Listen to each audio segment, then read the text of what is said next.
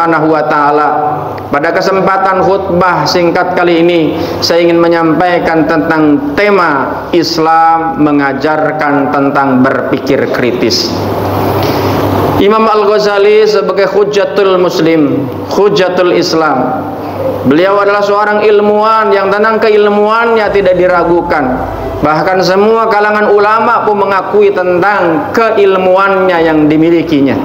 Beliau menyampaikan bahwa Al-Quran itu mengulang ada kalimat tentang agar kita menggunakan akal sampai diulang sampai 50 kali.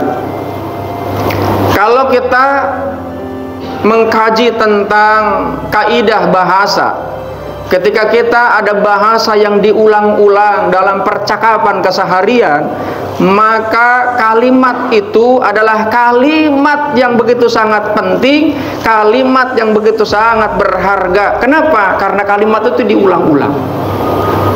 Begitu pula di dalam Al-Quran, ada kalimat dengan beragam kata, ada dengan menggunakan afala ta'qilun, afala tatadabbarun, afala tubsirun, diulang sampai 50 kali. Artinya 3 kali saja hitungannya banyak, apalagi kalau sampai 50 kali. Sebab itulah jemaah yang dimuliakan Allah Subhanahu wa taala, artinya bahwa kita yang beragama Islam harusnya kita berpikir kritis ketika kita mendapatkan ajaran, ketika mendapatkan keilmuan, apalagi kita tidak belajar. Orang yang belajar saja kita diperintahkan oleh Allah melalui kitab sucinya agar kita ini bertanya, afala ta'qilun, afala tatadabbarun, afala tubsirun. Bahkan Allah di dalam Al-Quran surat Al-Mujadil, surat Az-Zariyat, surat 51 ayat 21, Allah menyampaikan wa fi anfusikum afala tubsirun. Sudahkah kau perhatikan tentang sesuatu yang ada pada dirimu?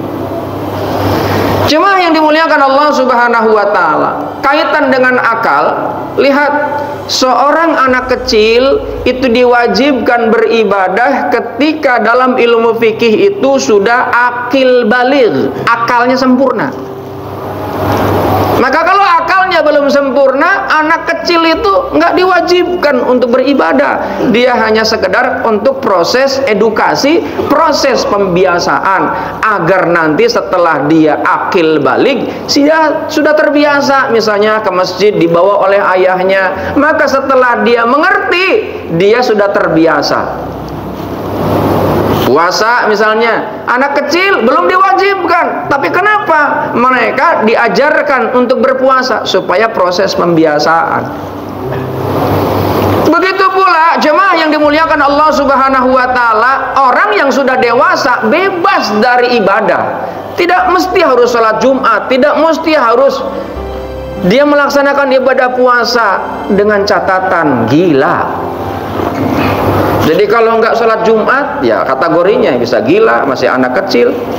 Atau yang ketiga, dalam ilmu fikih, orang itu tidak tertaklif hukum untuk melaksanakan ibadah ketika dia tidur sampai bangun. Yang dosa adalah orang yang bangun, yang tidak membangunkan sedang tidur. Artinya apa? Orang yang tidur itu akalnya sedang tidak dipakai.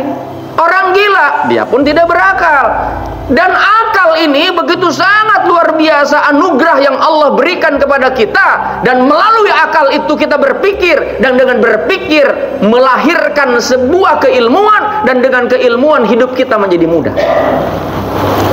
Sebab itulah jamaah yang dimuliakan Allah Subhanahu wa taala, di dalam Al-Quran surat Al-Hajj surat ke-22 ayat ke-46, Allah menyampaikan, a'udzubillahi minasyaitonir rajim, afalam yasiru fil ardi fatakuna lahum qulubu ya'qiluna biha au adanun la yasma'una biha fa innaha la ta'mal absar walakin ta'mal qulubul lati fis sudur. Kata Allah, bukankah engkau diperjalankan di atas muka bumi, engkau diberikan hati yang dengan itu harusnya engkau berpikir.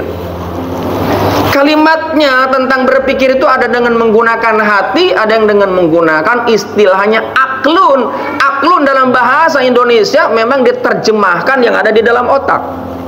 Tapi kalau dalam perspektif keislaman, dalam perspektif Islam, maka akal ini wilayahnya adalah wilayah hati yang di dalamnya ada namanya nurani. Sebab itulah jamaah yang dimuliakan Allah Subhanahu wa taala. Maka kata Allah di dalam firman-Nya tersebut, Allah menyampaikan, engkau diberikan hati yang dengan itu engkau harusnya berpikir, engkau diberikan mata yang dengan itu harusnya engkau bisa melihat, engkau diberikan telinga yang dengan itu harusnya engkau mendengar. Kata Allah, fa innaha la ta'mal absar walakin ta'mal qulubul lati fis sudur. Sungguh kata Allah, yang buta itu bukan matamu yang ada di kepala, tapi buta itu adalah hatimu yang ada di dalam dada. Karenanya jemaah yang dimuliakan Allah Subhanahu wa taala, coba kita berpikir, kenapa ada orang yang kemudian ketika dia diumumkan bahwa dia di seberang sana, walaupun kita posisi di sini, di seberang sana kita harus melewati lautan, harus melewati sungai yang sedang datang banjir bandang, tapi diumumkan bahwa di sana ada uang yang menanti, engkau akan diberikan hadiah. Maka saya yakin walaupun sakit keras sekalipun, dia minimal memerintahkan orang yang diutusnya untuk mengambil uang tersebut. Tapi jamaah yang dimuliakan Allah Subhanahu wa taala, ini masjid sudah mengumumkan hari ini hari Jumat. Mari kita datang berjumatan. Ada yang baru datang, ada yang datangnya telat, ada yang duduk di belakang. Kenapa? Karena dia kurang meyakini dengan akalnya bahwa di akhirat kelak itu akan mendatangkan kebahagiaan. Sebab itulah jamaah yang dimuliakan Allah Subhanahu wa taala, Sayyidina Umar ibn Khattab menyampaikan kepada kita kaitan dengan akal, ad-din al-aklun, bahwa agama ini bagi orang yang berakal. La dinan liman la aklallahu, tidak ada agama bagi orang yang akal warasnya nggak dipergunakan. Sebab itulah ketika ada ajaran-ajaran yang sampai kepada kita, harusnya kita berpikir kritis, bukan hanya telan mentah-mentah. Kita ini seringkali mengikuti ajaran agama hanya sekedar kita katanya. Kita nggak pernah kita kemudian bertanya. Ketika ada pengajian sekalipun, hanya sekedar kita mendengarkan. Kita nggak pernah bertanya ini sumbernya dari mana, rujukannya apa yang dipergunakan, ini yang ngajarin siapa gurunya, dari mana asalnya. Sehingga ketika itu sudah ajarannya menyebar begitu banyak, baru kemudian dianggap itu ajarannya yang menyimpang, kita baru kelimpungan. Sebab itulah jamaah yang dimuliakan Allah Subhanahu wa taala, Islam adalah agama yang sangat logis, yang mengajarkan kepada kita untuk berpikir logis. Sebab itulah jamaah yang dimuliakan Allah Subhanahu wa taala, karenanya tidak ada agama yang mengajarkan untuk berpikir kritis kecuali dalam ajaran Islam.